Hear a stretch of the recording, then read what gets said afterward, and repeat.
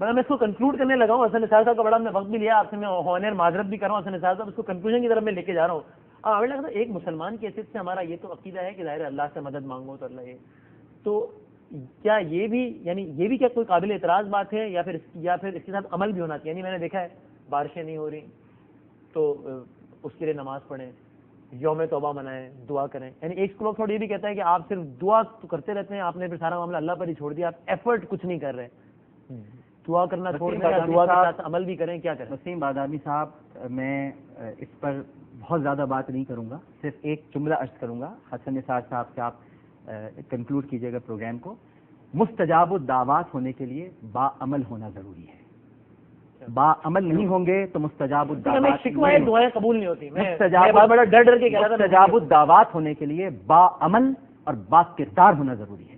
اگر نہ عمل ہے نہ کردار ہے تو مستجاب الدعوات بھی آپ نہیں ہو سکتے. اس سے زیادہ میں نہیں کہتا. لیکن نہ عمل ہے نہ کردار ہے, تو کیا ویسٹ میں بہت عمل ہے, وہاں بہت کردار ہے. قرآن میں ان کا ذکر ہے واضح طور پر, آپ پڑھ لیجئے کہ ان کو دنیا کی طلب ہے, ہم نے ان کو دنیا دے دی. ہم تو آخرت کے طلبگار ہیں نا بادامی صاحب, ہم تو آخرت کے طلبگار ہیں. ہمیں تو دنیا بھی چاہیے, دنیا اس لیے چاہیے تاکہ ہم عمل کریں, اور آخرت دنیا کی اعمال کی کھیتی ہے. تو ہماری دعا تو یہ ہے نا, ربنا آتنا فی الدنیا حسنہ وفی الآخرۃ حسنہ وقنا عذاب النار وادخلنا الجنۃ مع الابرار یا عزیز یا غفار یا رب العالمین. تو ان کو تو دنیا ملے گی, ان سے وعدہ تھا دنیا دینے کا, انہیں دنیا ملے گی, اس لیے کہ وہ دنیا کے طالب تھے, دنیا کے متلاشی تھے. ہم دنیا اور آخرت دونوں کے طالب ہیں. دنیا میں ہمیں عمل کرنا ہے آخرت کے لیے. تو کیا آپ نے دنیا میں عمل نہیں کرے تو دنیا سے بھی گئے, تو پھر کیا آخرت سے بھی گئے, دونوں سے گئے. پھر یہ تو اب آخرت میں تو جب یوم نجات کا مالک میدان حشر میں جب اعمال نامے پیش کیے جائیں گے تو اس کا فیصلہ تو اس وقت ہوگا. لیکن جو اس وقت ہماری حرکتیں ہیں, جو ہم کر رہے ہیں, اور اس کے باوجود ہم اپنی شناخت پر اور اپنے مسلمان ہونے پر اظہار برتری کے طور پر اکڑتے ہیں, اٹھلاتے ہیں, اتراتے ہیں, تو قرآن کہتا ہے کہ خدا اترانے والوں کو پسند نہیں کرتا, اٹھلانے والوں کو پسند نہیں کرتا, اور خدا حد سے بڑھنے والوں کو بھی پسند نہیں کرتا. حسن نثار صاحب, اس پہ ذرا آپ بھی کامنٹ کریں کہ اگر ہم بحیثیت ایک معاشرہ, بحیثیت ایک سوسائٹی اخلاقی گراوٹ کا شکار ہیں, تو کیا وہاں پر اخلاقی پستی نہیں ہے جہاں پر کلبs کھلے ہوئے, ہم جنس پرستی جائز ہے, جہاں پر اسکارف پہننا آپ بادامی صاحب, آپ اخلاق کہتے کس کو ہیں؟ عورت کے اسکرٹ کو اخلاق؟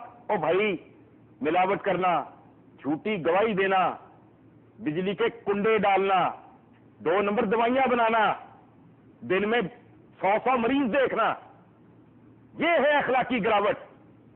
یہ آپ نے کن چیزوں کو اخلاقی گراوٹ سمجھ لیا ہے؟ آپ کے نزدیک کیسینو اخلاقی گراوٹ ہے؟ یہ کیا بات کر رہے ہیں آپ؟ آپ تو منافقت کی معراج میں ہیں. کراچی سے لے کے لاہور تک جوا ہوتا ہے ریس کورس میں, اسٹیٹ کو ٹکا نہیں ملتا, پوری دنیا جانتی ہے ہوتا ہے. بیٹھے ہیں, پورا گند آپ نے چارپائی کے نیچے گھسیڑ کے اوپر سفید چادر ڈالی ہوئی ہے.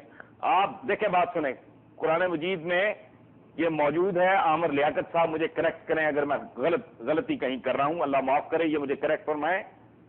بے شک تم غالب آؤ گے اگر تم مومن ہو. جی درست فرما رہے ہیں آپ.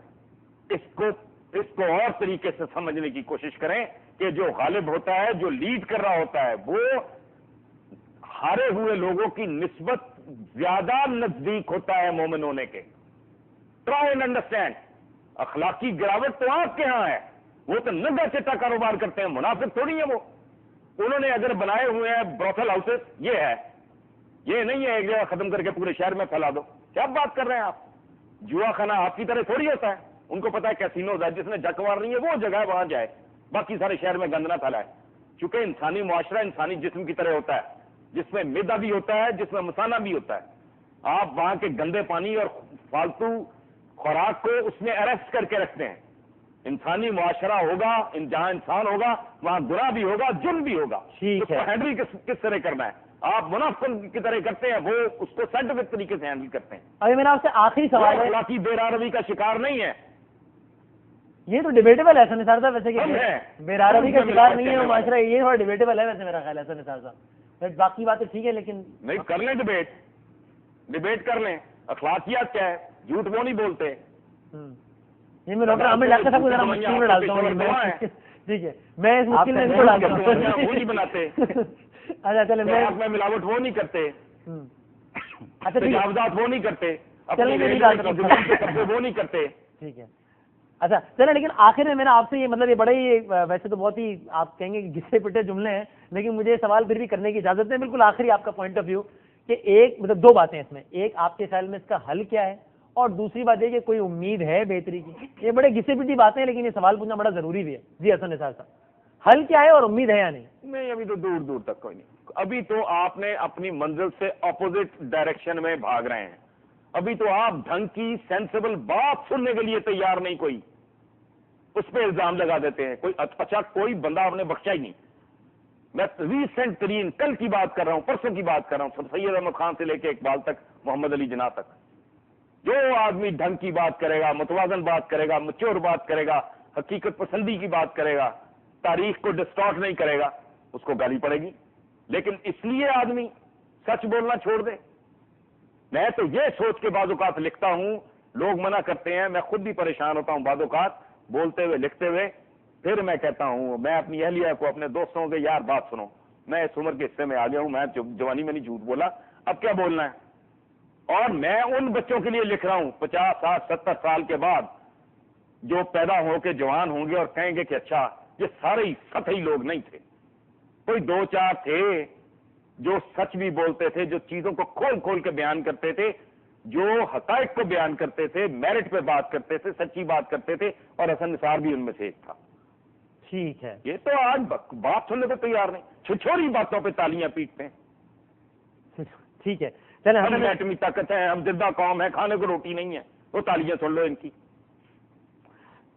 ٹھیک ہے حسن نثار صاحب، آئی ایم ہائیلی تھینک فل. بہت بہت شکریہ کہ آپ نے ہمارے لیے وقت نکالا، اور آپ بہت بہت نوازش کہ آپ نے ہمارے وقت نکالا. میں یہاں پر آپ کا شکریہ ادا کرتا ہوں، چونکہ آپ کی ایک اور کمٹمنٹ بھی ہے. اور یہاں پہ کنکلوڈنگ ریمارکس میں ڈاکٹر عامر جاقر صاحب آپ سے لوں گا.